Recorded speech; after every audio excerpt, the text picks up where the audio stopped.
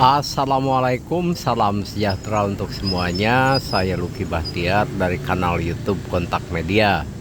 Belum lama ini Kapolri berpesan agar penyidikan itu selalu didukung oleh Scientific Crime Investigation atau yang biasa disingkat SCI. Nah, pesan beliau tersebut tentu tujuannya agar hasil suatu penyidikan itu lebih objektif, lebih terukur, lebih akurat. Jadi pada intinya samalah dengan jargon kepolisian tentang presisi. Nah, kalau sudah berbasis SCI nanti itu pelimpahan berkas ke kejaksaan bisa jadi juga tidak akan terlalu banyak bolak-balik begitu ya untuk P21.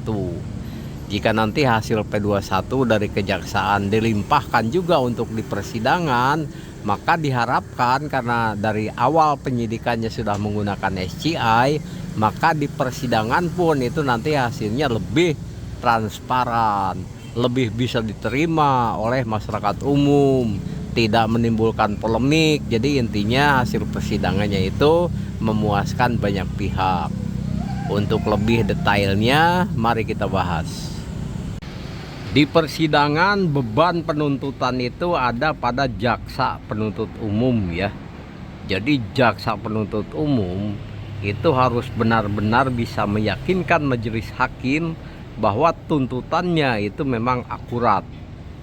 Kalau misalnya jaksa penuntut umum itu tidak percaya diri ya, misalnya menerima berkas dari hasil penyidikan, dilihat masih ada yang kurang, entah dari sisi apa, misalnya salah satunya adalah dari bukti-bukti saintifik itu kurang, bisa jadi akan dikembalikan ya ke pihak penyidik, sehingga nanti sangat mungkin terjadi bolak-balik tuh antara jaksa dengan tim penyidik.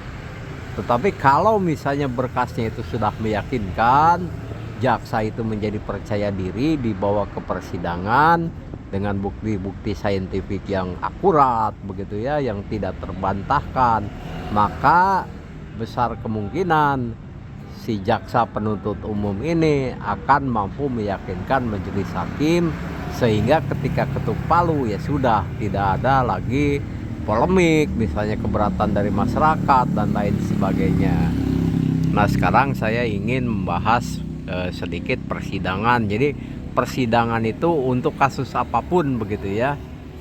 Jika melihat ya ada persidangan yang terlampau banyak disidangkan atau diperiksa para saksi fakta.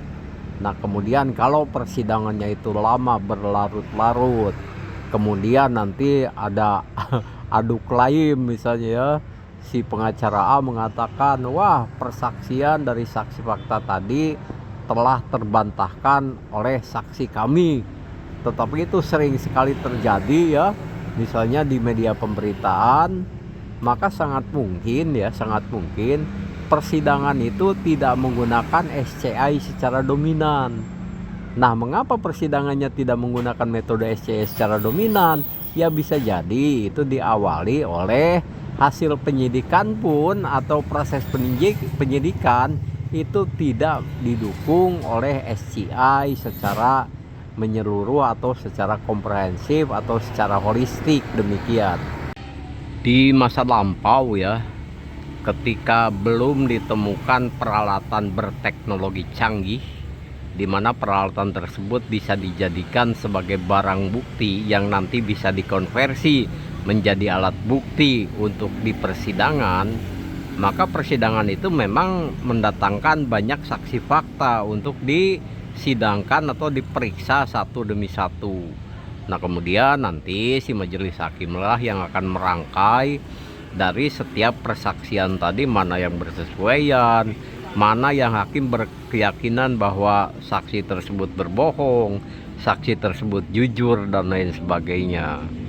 Makanya kalau persidangan di zaman dulu begitu ya, tingkat objektivitasnya itu memang sangat tergantung kepada keyakinan hakim tentang persaksian yang tentu saja tetap didukung oleh minimal satu alat bukti.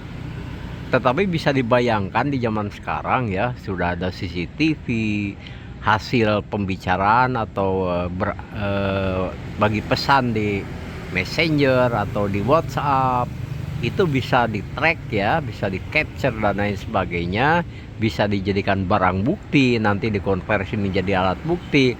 Maka seharusnya porsi dari persaksian saksi fakta itu jauh bisa dikurangi ya, sehingga lebih mengandalkan kepada temuan-temuan saintifik tadi. Nah, mungkin permasalahan muncul ketika ada obstruction of justice, sehingga barang-barang bukti, misalnya hasil rekaman CCTV, hasil percakapan tracknya ya, maksudnya itu dari ponsel dan lain sebagainya, itu dihilangkan oleh pelaku OJ tadi. Maka inilah yang menjadi pokok permasalahan, sehingga pada akhirnya penyidikan itu dilakukan lagi dengan menginterogasi atau mem-BAP satu demi satu saksi yang disebut sebagai saksi fakta. Nah, saksi fakta itu meskipun disumpah itu kan tidak ada jaminan mereka tidak berbohong.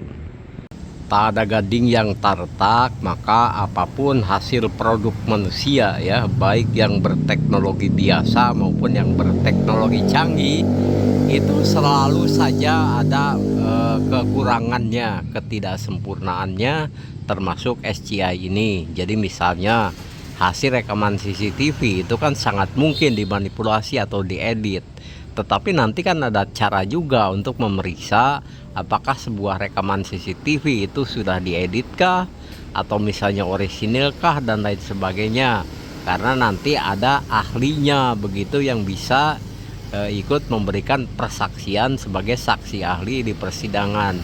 Jadi pada intinya SCI itu untuk mempermudah dan mempercepat proses penuntasan suatu kasus.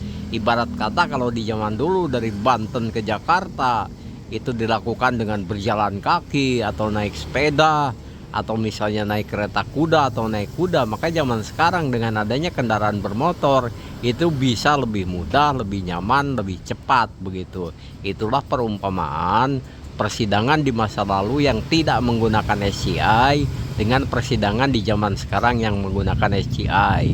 Saya Lucky Bahtiar dari kanal YouTube Kontak Media. Demikian saja yang bisa saya sampaikan. Mohon maaf apabila ada salah-salah kata atau misalnya penjelasan yang malah tidak jelas. Wassalamualaikum.